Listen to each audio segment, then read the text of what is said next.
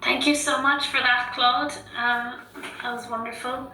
Now, next up we have Zach Mucha, The Monster Loves His Labyrinth, The Zen of Charles Simic. Zach, would you like to turn on your camera and video? And the floor is yours. I think it is, right? You can see and hear me? All right. Thank you. And like in professional wrestling, Claude and I are tag teaming Charles Simic. So this is The Monster Loves His Labyrinth, The Zen of Charles Simic.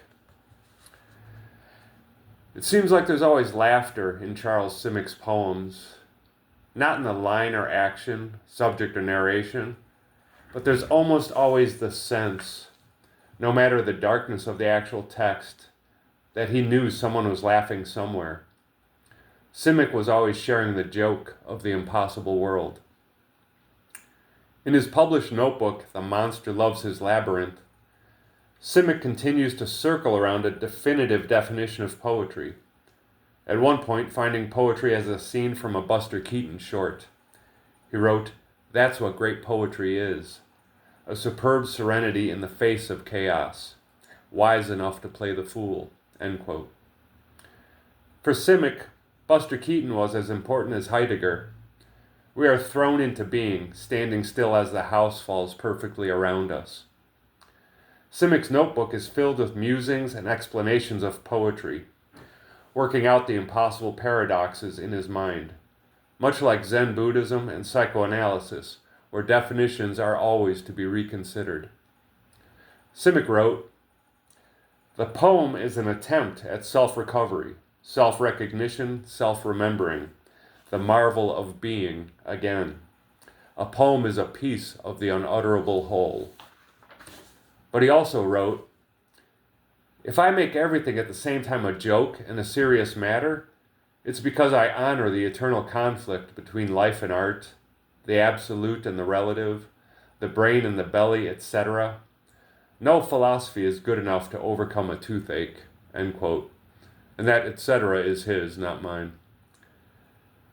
There's more than a touch of Zen Buddhism in Simic's acceptance of paradoxes, of the impossibility of solely occupying one space in life, that none of this is what it looks like, while also, whether we like it or not, the world is exactly what it looks like. In Not Always So, a compilation of lectures by the Zen priest Shunryu Suzuki, Suzuki declared, "My mind is a garbage can," with a sense of joy, referencing the freedom to accept all thoughts that pass through, without clinging to or refusing them. The Heart Sutra says form is emptiness and emptiness is form. But this emptiness is not nihilism, but is an interconnectedness of all things, and a lack of the narcissistic sense of self which separates us from all things. Nothing can be defined without the existence of and comparison to all other things.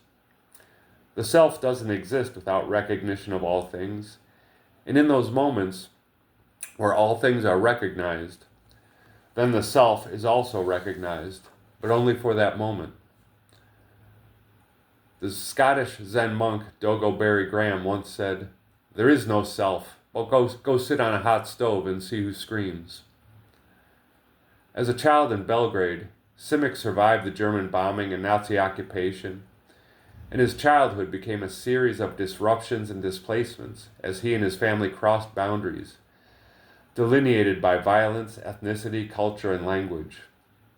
In his poetry, the trauma of multiple displacements is presented by crossing boundaries between consciousness and dreams, magic realism and brutal reality, religious mystery and black humor, and then accepting each paradox as true.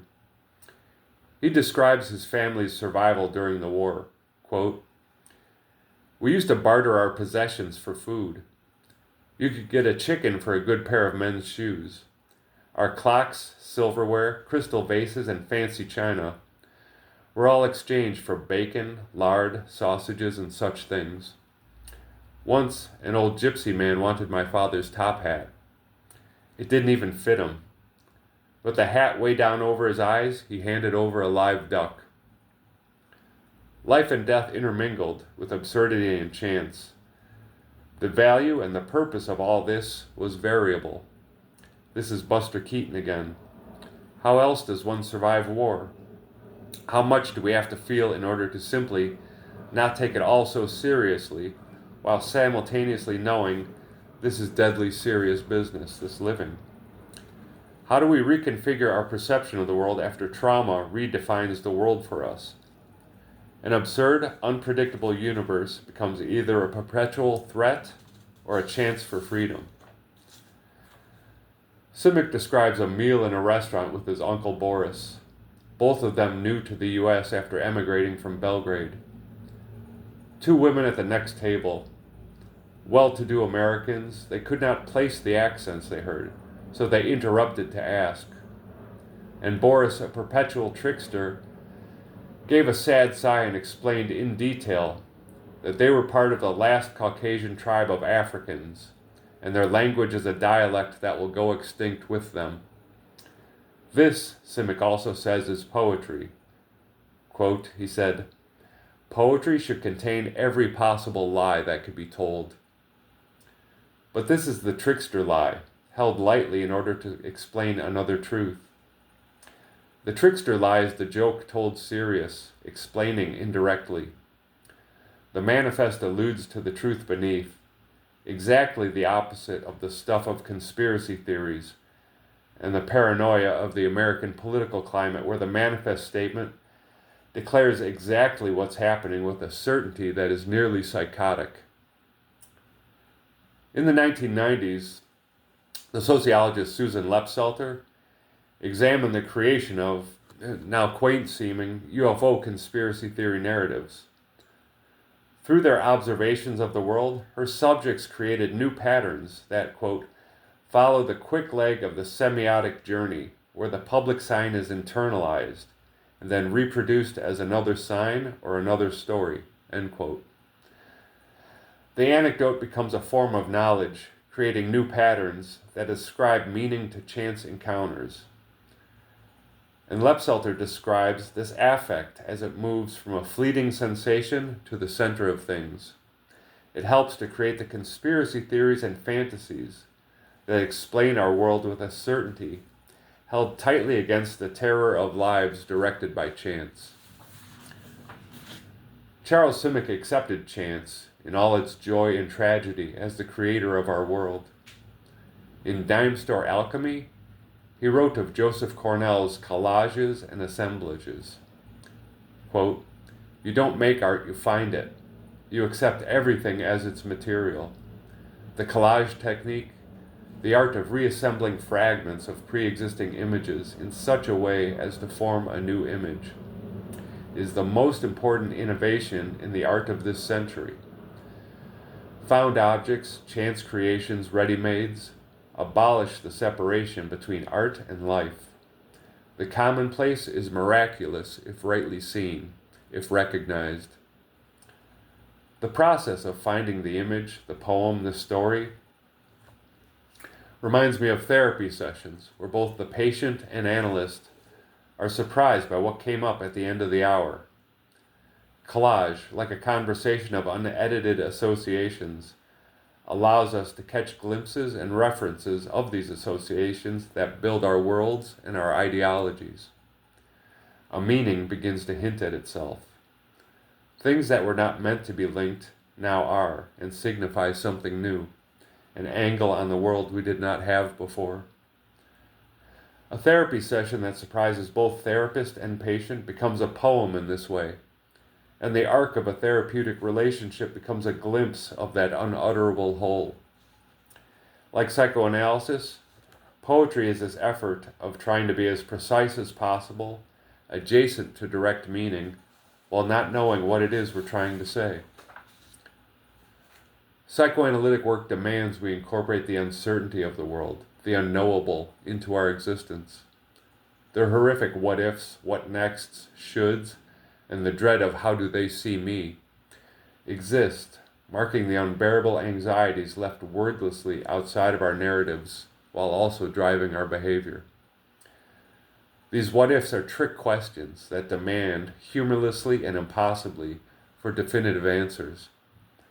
Anton Hart wrote that the work is not about uncovering the unconscious, as much as building up a tolerance to the unconscious, which is always creating itself anew. Psychoanalyst Eugene Mahone traces the aha moment of an analytic session where the patient takes in an insight that suddenly shifts a perception of the world. Mahone traced the etiology of aha back to Jeremiah and Ezekiel, where humankind, or the speaker representing humankind, is faced with a revelation and is asking God, "Is this so?"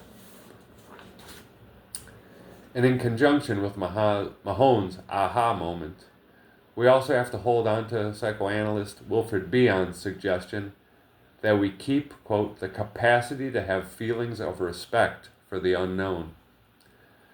This is again akin to the Zen Buddhist sense of self as being more than a singular subject, and the paradox of the self that doesn't exist, but is still sitting on a hot stove. Simic wrote, "A poem is a place where affinities are discovered.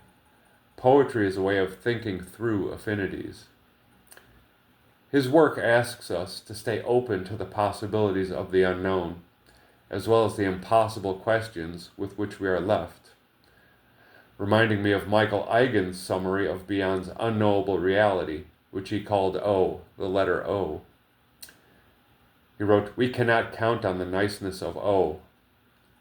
And Bion's O also reminds me of a Talmudic scholar quoted by Richard Rohr, who wrote, "God is not nice. God is not an uncle. God is an earthquake."